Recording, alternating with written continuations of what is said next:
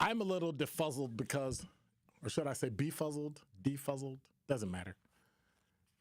I read a story on WISN 12 today, right? And so some of the stuff I'm looking for is one of those things we talk about where you make changes and you think they're for the better only to find out later that they're not.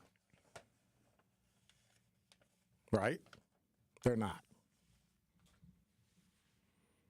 Speaker Voss, this is from WISN.com. Speaker Voss proposes requiring state employees to return to the office.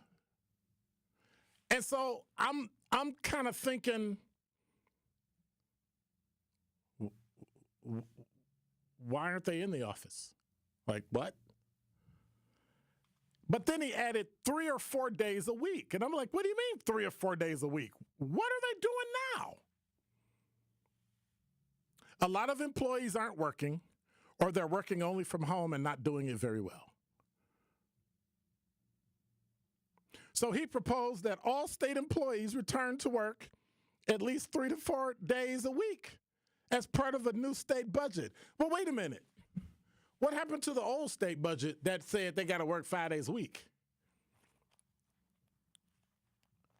Voss appeared on Upfront TV show on WISN 12, said that we still have far too many employees that are working from home.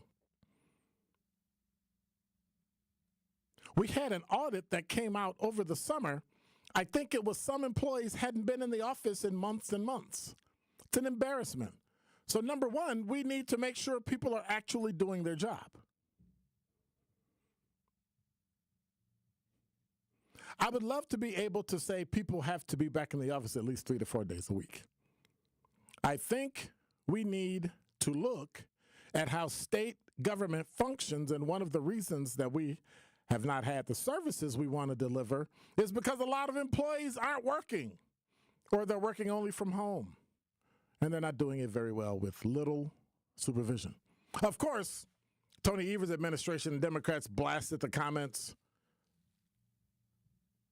as the administration looks to what? Consolidate buildings and potentially save hundreds of millions of dollars.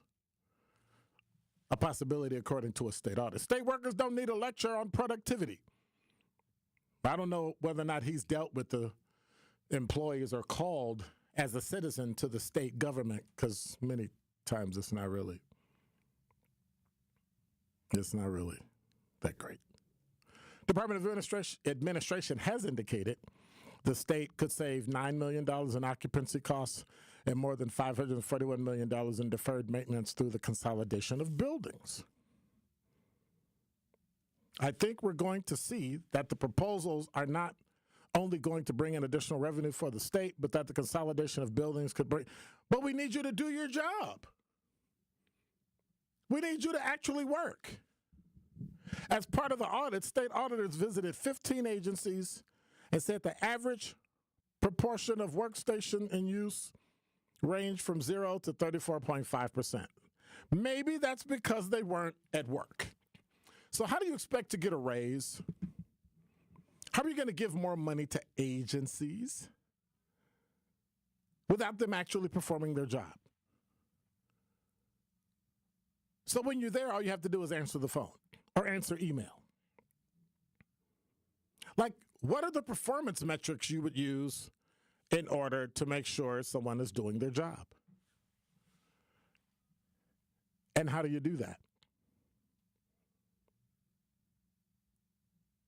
That doesn't make any sense to me, but for some reason we believe that there's this way we can do this by allowing people to stay at home. And that just makes no sense to me. But yet, we believe this. We believe that people should stay at home. And so the spokesperson for the governor's office says state workers don't need a lecture on productivity from a guy who led the least active full-time legislature in America during the worst economic crisis in a decade. Evers spokesperson Britt Cutterback said in a statement, if the speaker is looking for people who aren't doing work very well, it seems his branch of government would be a great place to start. So the issue I have with that is you're an administrator appointed to be a spokesperson. Is that a direct quote from the governor? Because if it's not, nobody cares what you think. You're a spokesperson. Answer the questions based on facts, not opinion, or what you think somebody should say. But I guess that's the kind of government we have. They seem to think that the world belongs to them. And so we go through this ridiculous mumbo jumbo. But I think part of what we're missing, just part, is that people aren't working. You need to come back to work. If you work for government, this hanging out at home because of COVID-19 garbage is over. If you're afraid you're going to get COVID, either be vaccinated or work in a bubble. And for all the people who got fired only to find out later that everything that they believed about it was garbage, should sue and get their jobs back. But the bottom line is using the pandemic in almost 2025 for something that happened in 2020 makes absolutely no sense. But yet here we are. And so things have become so convenient because this is the same government that said 6 months before COVID hit that, no, you have to do everything in person. No, you have to come to the office, right? Because you wanted all those people to get paid. Even though other states had DMVs where you could literally do it from your phone or do it from home and prove it was you. But no, can't do that. But as soon as COVID hit and you wanted to take advantage of it, now all of a sudden it's okay. Matter of fact, if your mommy says, you remember this? If your mommy says you're driving okay, we'll just send you a permit and a license. We'll just believe the general public. And so now we're here today, where people actually haven't come to work. They haven't proven they have pre-existing conditions. And if you can prove you have a pre-existing condition and you don't want to come to work, but you still want to keep your job, that's great, but we're not paying you what we would normally pay you.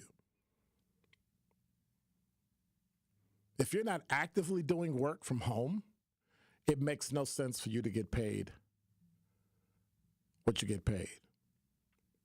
But then let's do what the administration's audit said. Let's consolidate and save $9 million in one space. Let's consolidate and save $500 million in another. Let's do it. I think it's time for the state of Wisconsin and the legislature and the people to use the dirty word used during the COVID-19 pandemic in relation to what I call lazy employees. Can you say defund? And that is Dr. Ken's Truth on the new 1017 The Truth.